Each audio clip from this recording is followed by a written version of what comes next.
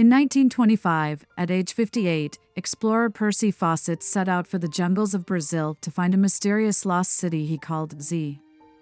He and his team would disappear without a trace, and the story would become one of the biggest news stories of its time. Despite numerous rescue missions, Fawcett was never found.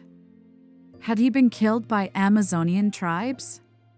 And is there any factual basis for your lost city of Z? The lost city of Z, would it be Ratanaba, the supposed city found by a group of researchers from Tequila? Welcome to the Myths and Curiosities channel. Leave your like, subscribe to the channel, and activate the bell so you don't miss any notifications. Colonel Percy Harrison Fawcett, born in England in 1867, was a famous British explorer whose legendary adventures captivated the world. Army officer and trained surveyor, Fawcett was the last of the famous territorial explorers, men who ventured into empty spaces on the map with little more than a machete and a compass. For years, he would survive contactless in the desert and befriend tribes that had never seen a white man. The Amazon jungle is roughly the size of the continental United States, and during Fawcett's time it remained one of the last unexplored regions on the map. In 1906, the Royal Geographical Society, a British organization that sponsors scientific expeditions, invited Fawcett to survey part of the border between Brazil and Bolivia. He spent 18 months in the Mato Grosso region, and it was during his various expeditions that Fawcett became obsessed with the idea of lost civilizations in the Amazon. Fawcett formulated theories of a city he named Z in 1912. His conviction was fueled in part by the rediscovery of the lost Inca city of Machu Picchu in 1911. In a letter to his son Brian, Fawcett wrote, "I hope the ruins are monolithic in character, older than the oldest Egyptian discoveries. Judging by the inscriptions found in many parts of Brazil, the inhabitants used an alphabetic script allied to many ancient European and Asian scripts. There are also rumors of a strange source of light in the buildings, a phenomenon that filled with terror the Indians who claimed to have seen it. The central place I call Z, our main objective, is in a valley topped by high mountains. The valley is about 10 miles wide, and the town sits on a rise in the middle of it, approached by a barrel-shaped stone road. The houses are low and windowless, and there is a pyramidal temple. The inhabitants of the place are quite numerous, they keep domestic animals and have well-developed mines in the surrounding hills. Not far away is a second city, but the people who live in it are of a lower order than Z. Further south is another great city, half buried and completely destroyed. Has he really found the lost city? If so, where did he send the letter from? Why didn't he come back? These are questions that guide the minds of people who study the phenomenon." Manuscript 512. In 1920, Fawcett found a document in the National Library of Rio de Janeiro called Manuscript 512. It was written by a Portuguese explorer in 1753 who claimed to have found a walled city deep in the Mato Grosso region of the Amazon rainforest that resembled ancient Greece. Here are some translated excerpts from the document. "After long and tiring pilgrimages, prompted by greed for gold, and almost lost for many years in this vast desert, we discovered a summit of mountains so high that they seemed to scrape the ethereal region and serve as a throne for the winds. Under the stars, from a distance its luminosity was inspiring, especially when the sunlight gave the crystals that formed its rocks the impression of fire. It was so beautiful that no one could take their eyes off the reflections. The rain came before we approached to capture this crystal wonder. We saw above. We saw the waters descending from a great height from the bare rocks, frothing white, looking like snow, and apparently set ablaze by lightning bolts of sunlight. Enchanted by the beautiful view. Shone and shone, from the waters and tranquility, from the day and the weather. We crossed the street and came to a well-proportioned square, and in the middle was a black stone column of extraordinary grandeur, and on top of it the statue of an ordinary man, that is, not a god, with a hand on his left hip and his right arm extended, pointing the index finger towards the North Pole. In each corner of the square there was an obelisk like those of the Romans, although badly damaged, as if by lightning.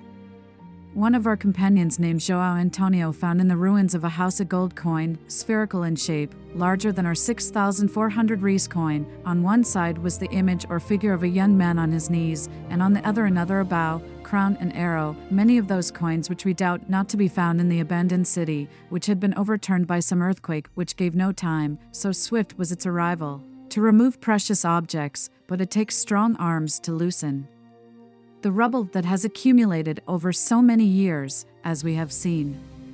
The manuscript also tells of a lost city laden with silver, with multi-story buildings, tall stone arches, wide streets that sloped down towards a lake in which the explorer had seen two white Indians in a canoe. On the sides of a building were carved letters that appeared to resemble Greek or other early European alphabets. These claims were rejected by archaeologists, who believed that jungles could not house such large cities, but that was not what Fawcett thought. In 1921, Fawcett set out on his first expedition to find Z. Shortly after leaving, he and his team were demoralized by the hardships of the jungle, dangerous animals, and rampant disease. Percy Fawcett's final search for Z culminated in his complete disappearance. In April 1925, he made one last attempt to find Z, this time better equipped and better funded by journals and societies, including the Royal Geographical Society and the Rockefellers. Joining him on the expedition was his good friend Raleigh Rimmel, his eldest son Jack, 22, and two Brazilian workers. On May 29, 1925, Fawcett and company reached the edge of uncharted territory, gazing into jungles that no foreigner had ever seen. He explained in a letter home that they were crossing the Alto Xingu, a southeastern tributary of the Amazon River, and sent back one of their Brazilian traveling companions, wishing to continue the journey alone. The team arrived at a place called Dead Horse Camp, where Fawcett sent dispatches for 5 months, but after the 5th month they stopped. In his final dispatch, Fawcett sent a message to his wife Nina and proclaimed, "We hope to cross this region in a few days. You need not fear any failure," and that was the last correspondence. Fawcett stated that a search should be avoided if he disappeared, as the danger would be high. In that letter he provided some geographic coordinates, but nothing was found in those coordinates.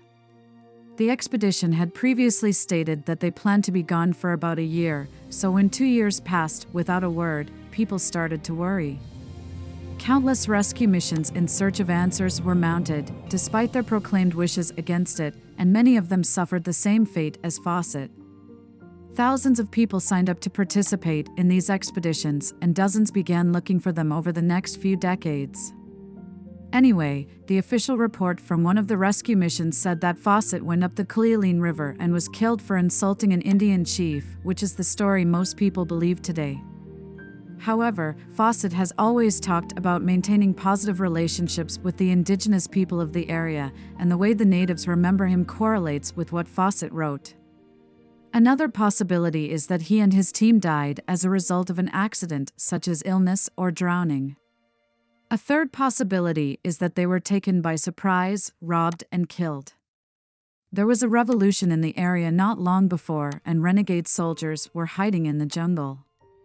On several occasions, within a few months of this expedition, travelers were stopped, robbed, and, in some cases, murdered by the rebels.